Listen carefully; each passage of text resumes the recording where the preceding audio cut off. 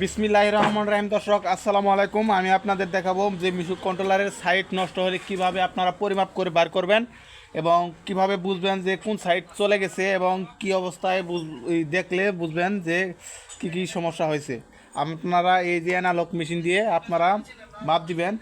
এই যে কালো টার্মিনালের জায়গায় এই যে কালোটা দিয়ে দেখবেন যে সাইট ঠিক আছে না, এটা ঠিক আছে।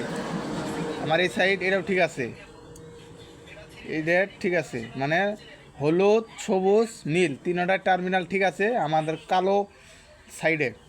এবং যদি এই যে দেখেন, এখন আমি লালটার সাথে এই যে লালটা ধরে নিছি, এই যে রেড ঠিক আছে,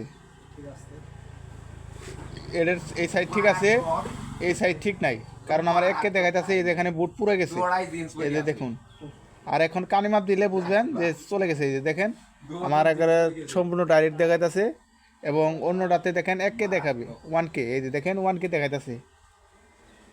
তো দর্শক এইভাবেই বুঝতে হয় কন্ট্রোলারের কাজ এবং কিভাবে সাইট নষ্ট হইলে আপনারা এই মিটারের মাধ্যমে দেখতে পারবেন। একটা নতুন একটি কন্ট্রোলার, মিশুক কন্ট্রোলার।